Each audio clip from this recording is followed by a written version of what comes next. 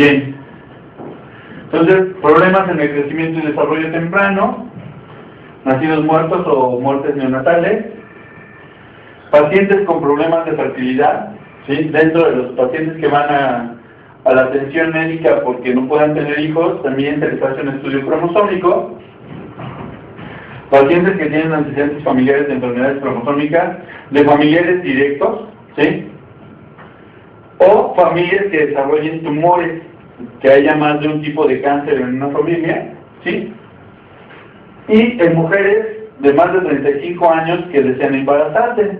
Esto es muy común, por ejemplo, para médicos, ¿no? Ustedes, por ejemplo, hacen medicina general y luego hacen una especialidad en medicina interna y luego hacen cardiología y entonces dejaron pasar mucho tiempo de su etapa reproductiva antes de tener hijos y ya que terminaron como 18 subespecialidades deciden tener hijos. Entonces hay que hacerles estudios a esas personas que deciden tener hijos ya en etapas avanzadas. Recordemos que las probabilidades de no disyunciones pues, son mucho mayores. ¿Sí? Bien, decíamos, sometemos a las células a división celular. Ya cuando están en la metafase ponemos colchicina para evitar que los microtúbulos se formen y tomamos una fotografía. Ya con la fotografía, pues así voy a observarlos en el microscopio de manera irregular y vamos a recortarlos. Ya una vez recortaditos nuestros cromosomas, vamos a empezar a formar parejas de cromosomas. ¿Sí? Y los vamos a acomodar por tamaños, los más grandes hasta los más chiquitos. ¿Sí? Entonces los más grandes evidentemente fueron asignados con los primeros números y los más pequeños con los últimos números. ¿De acuerdo? Bien, entonces formaremos cromosomas del mismo tamaño y que sus bandas sean prácticamente idénticas. Entonces vamos a basarnos tanto en las bandas claras y oscuras como en la longitud de los cromosomas para poderlos agrupar en pareja. Y les vamos a asignar sus números: 1, 2, 3, 4, 5, 6, 7, 8, 9, 10, 11, 12, hasta el 22, y luego nuestros cromosomas sexuales. Y también hay una clasificación en donde se les ponen letras, ¿sí? Entonces a los del grupo A son los cromosomas 1, 2 y 3 del grupo A. Luego los del grupo B son los cromosomas 4 y 5. Los del grupo C serían del 6 al 12. El grupo D serían 13, 14 y 15. El grupo E 16, 17 y 18. El grupo F 19 y 20. Y el grupo G, que sería el 21, 22. ¿Sí? ¿A qué nos referimos con estos grupos? Bueno, pues son los cromosomas que son metacéntricos, submetacéntricos, ¿sí? Que son de gran tamaño o de menor tamaño, y los acrocéntricos, por ejemplo, 21 y 22 son cromosomas acrocéntricos. ¿Sí? Muy bien. Entonces, pues ya los alineamos. Y hay que tomar una segunda fotografía donde ya tenemos los cromosomas alineados, ¿sí? Enumerados o bien en grupos. Ya actualmente hay programas de computadora que nos hacen estas estructuras, estos ideogramas, ¿sí? Tomando en cuenta el cromosoma que nosotros le presentamos. Entonces, aquí lo vemos en una imagen fotográfica y aquí ya lo tenemos esquematizado por una computadora, ¿sí?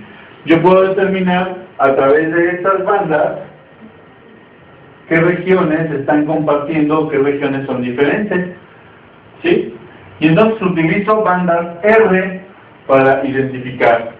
Y puedo utilizar bandas Q, que es lo mismo, nada más que en las bandas R, las regiones que están claras, en las bandas Q se van a ver oscuras, y viceversa, es como si fuera una especie de negativo de las bandas.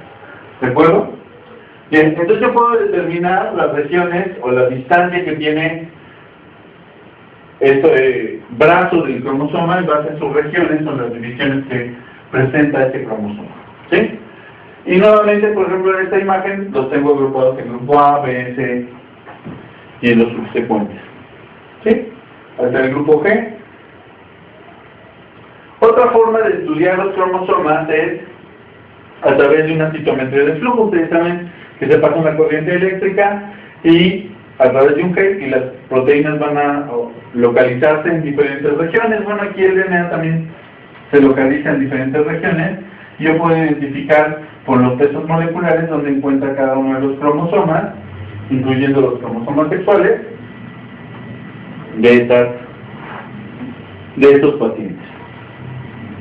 Y entonces aquí ya tenemos esquematizado los cromosomas y les decía que podemos utilizar bandas Q o las bandas R, que serían como en negativo de las bandas Q, ¿de acuerdo? Entonces podemos tenerlos en este color o bien una cromografía diferente. Yo puedo buscar específicamente en los cromosomas una región o un gen en particular. Bien, cuando yo busco un gen en particular, voy utilizando un bandeo cada vez mucho más definido. Paso de bandas G, paso a bandas R, luego paso a bandas Q, y luego voy haciendo un bandeo de alta definición, dependiendo de lo que estoy buscando. ¿De acuerdo? Por ejemplo, aquí tenemos un cromosoma con sus bandas normales, ¿sí? Yo localizo que la alteración se encuentra en el brazo largo del cromosoma 21. Veo que hay una región específica con un bandeo, ¿sí?, que puede contener la alteración que yo estoy buscando, y luego hago un bandeo de más alta definición para localizar exactamente el punto donde el cromosoma está alterado, ¿sí? Entonces voy haciendo bandeos para determinar la zona exacta que tiene la alteración que yo busco, cuando no es una región muy amplia, ¿sí? Vamos a dar 10 minutos para que puedan descansar y continuamos ya con la última parte, que serían las alteraciones de los cromosomas, ¿de acuerdo? Muy bien, entonces ya para terminar vamos a ver rápidamente esta parte, que son las alteraciones en los cromosomas. Bien, vamos a encontrar que hay dos tipos de alteraciones, y estas las podemos encontrar como alteraciones en la estructura del cromosoma, o bien en el número total de cromosomas que nosotros tenemos. Nosotros cuando tenemos una alteración en la estructura es porque el cromosoma, por alguna razón, se fractura o sufre una ruptura en alguno de los extremos, y el extremo que queda roto trata inmediatamente de repararse. Las proteínas intentan reparar nuevamente para que tengamos un telómero completo y no haya pérdida de la información, ¿sí? Entonces, a lo que llamamos a estos segmentos que tratan de adherirse, los llamamos como extremos pegajosos, ¿sí? Y evidentemente, cuando existe una ruptura, pues las posibilidades de falla en la reparación pues son muy altas. Bien, ¿qué es lo que nosotros podemos encontrar como alteraciones en cuanto a la estructura? Bien, uno de ellos va a ser esta, que es la duplicación, donde nosotros en un cromosoma vamos a tener información genética replicada o duplicada, o dos veces la misma información genética, y en el esquema que aquí ponemos, lo ponemos con un esquema con letras, y podemos ver que están duplicadas la letra D y la letra E, que serían genes que están repetidos en la misma formación de ese cromosoma, ¿sí? En ocasiones, el cromosoma se rompe en dos extremos, rota y vuelve a acomodarse, pero ya el sentido de lectura fue modificado, ¿sí? Entonces, a eso le llamamos inversión, queda invertida la información. Un segmento entonces se rompe, rota 180 grados y se coloca nuevamente de manera invertida, ¿sí? Cuando el centrómero no está involucrado, ¿sí?, el centrómero no está fuera de la zona donde se ocurrió la ruptura, ¿sí?, se llaman paracéntricas.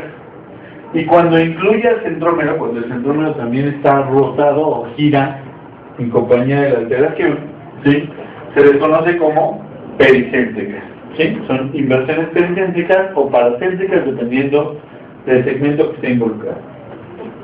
Bien, cuando nosotros intercambiamos informaciones de cromosomas, ¿sí?, que no ocurra de manera normal como ocurre en la meiosis, sino que ocurre de manera patológica, a este intercambio le llamaremos translocación. Puede ocurrir entre cromosomas homólogos, entre cromosomas idénticos, cromosoma 1 más